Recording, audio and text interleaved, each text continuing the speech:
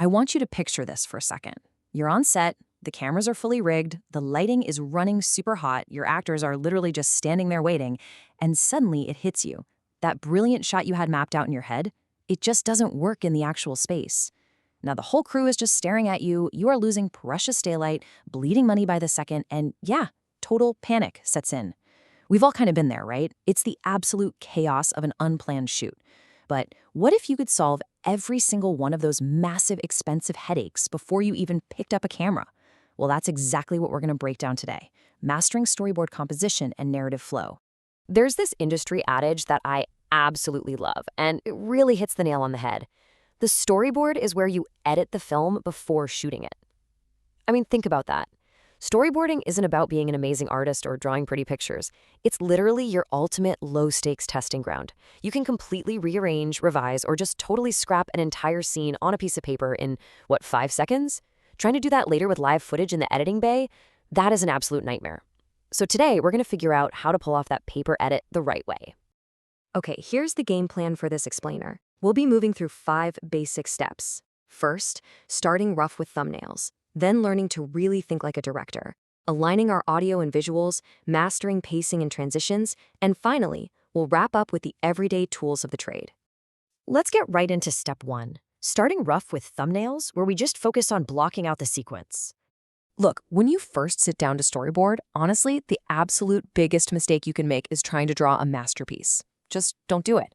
Start super broad. What you want are thumbnail sketches. We're talking tiny, incredibly rough scribbled versions of each frame. Honestly, stick figures are completely fine here. The only goal is just blocking out the sequence of events. Because they take basically zero effort to draw, thumbnails let you test out radical story flows super fast. You can ask yourself stuff like, wait, what if I show the ending first? Or maybe I drop a flashback right here. Since you haven't wasted hours on detailed art, you have the total freedom to experiment, and more importantly, to fail fast. Okay, once you've got a rough flow that feels good, we shift gears into step 2, thinking like a director. This is where we actually craft the shot composition. Translating words from a script into a visual storyboard is a massive creative leap. Let's look at a really practical example. Say your script says, she felt anxious about the exam. Well, that's an internal feeling, right? A camera cannot literally film the abstract concept of anxiety. It can only film physical actions and objects. So we have to put on our director's hat. How do we visually manifest that panic? We do it by sketching a tight close-up of hands trembling on a piece of paper. You see what happened there? We took this totally abstract emotion and we transformed it into a specific visceral image. It forces the audience to focus purely on that nervous, shaking energy. It highlights that powerful emotional detail rather than just relying on dialogue or narrator to tell us, hey, she's scared. Now, take that intimate, trembling close-up and instantly pull the camera way, way back into a wide shot. A wide shot shows your subject within their surrounding environment. Think about the impact here. If your very first frame is those trembling hands, and then bam, your second frame cuts to a massive, empty exam hall with this character sitting completely alone in the middle of it, suddenly you've layered this profound context onto that original emotion. The close-up gave us the raw anxiety, right? But the wide shot gives us the crushing isolation. By intentionally choosing and noting these specific shot types in your storyboard, you're not just showing a room, you are actively directing the viewer's emotional journey. And hey, remember, there is never just one right way to show something. Here's a totally different visual alternative for portraying that exact same anxiety. A character pacing frantically next to a clock with rapidly moving hands. This approach uses physical movement and a prop, the clock, to visually communicate stress and a ticking time crunch. At the end of the day, effective visual storytelling is fundamentally about showing the story, not telling it. Your storyboard is exactly where you brainstorm the most impactful ways to show it. So the crucial takeaway here is this. For every single frame you draw, you have to stop and ask yourself, what do I want the viewer to see at this exact moment and why? Seriously, if you cannot answer the why, that frame probably shouldn't even exist. Every frame needs a distinct job, whether that's delivering vital information, setting a very specific mood, or driving the plot forward. All right, moving right along, now that we're really thinking visually, we absolutely cannot forget about the audio. Step 3 is aligning audio and visuals, basically marrying sight and sound. You know, it is remarkably easy for your visual plan to slowly, accidentally drift away from your actual script. To stop that from happening, you need a solid mechanical system. First up, Number every single one of your storyboard frames.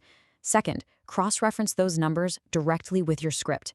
And third, write a snippet of the narration or dialogue right underneath each drawn panel. So, for example, under a quick sketch of a sunset, you literally write the text, "It was the last evening of summer." This explicit, physical linking merges your script and your storyboard into one unified document. Believe me, this prevents total chaos when you finally sit down to edit all the pieces together. Which brings us naturally to step 4, pacing and transitions. This is where we literally control time and space on the screen. Storyboards don't just plan out physical space, they actually dictate the literal passage of time. If a scene in your script is supposed to last 10 seconds, you have to plan what is happening visually during that entire chunk of time. You might start a scene at 0 seconds, sure, but maybe by the 5-second mark, the camera angle needs to change to follow the action all the way to the 10-second mark. Planning out this progression ensures you actually shoot enough coverage to fill the time you've mapped out. And pacing directly impacts your story's rhythm. Just think about the extreme contrast between two totally different types of scenes. A fast-paced action montage is going to have tons and tons of storyboard panels crammed into a very short amount of screen time, right? That makes it feel frantic and energetic. Contrast that with a slow, contemplative scene. That might just be a single storyboard frame held for a much longer duration, just to let the audience breathe. By marking down estimated timings per frame, you're literally creating a rhythm that perfectly fits the vibe of your story. So how do we actually get from one of those timed frames to the next? Transitions. This is a technique that gets overlooked all the time, but it is absolutely vital. If you're planning to use a fade, a dissolve, or a crossfade, write it directly between the relevant storyboard frames. Or if you need a text overlay like a big title card, sketch it right there in the frame itself. Noting these specific effects during the planning phase prevents those really jarring jump cuts later. Plus, it completely stops those awful last-minute surprises in the editing bay where you realize, oh no, I wanted a huge title text right here, but I didn't leave any negative space in the shot for it. We've all been there, and it hurts. Okay, so how do we physically make these things? That takes us to step 5, tools of the trade. And really, we're focusing on a platform-agnostic toolkit here. I want to be super clear about this, and hopefully you find this encouraging.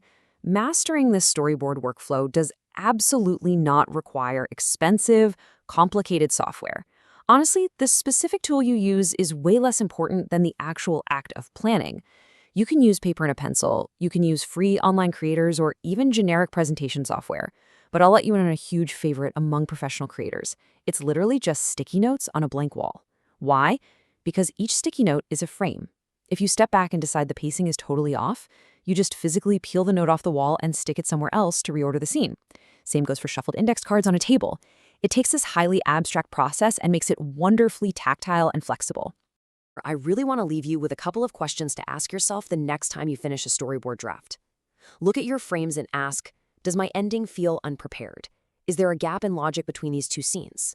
Your storyboard is your ultimate chance, your literal test drive, to catch these narrative hiccups before they ruin an expensive production. It lets you visualize the final product, gets your entire team on the exact same page, and ensures your story as strong as it can possibly be. So grab a fresh pack of sticky notes, start thinking like a director, and get to work editing your story before you ever even hit record.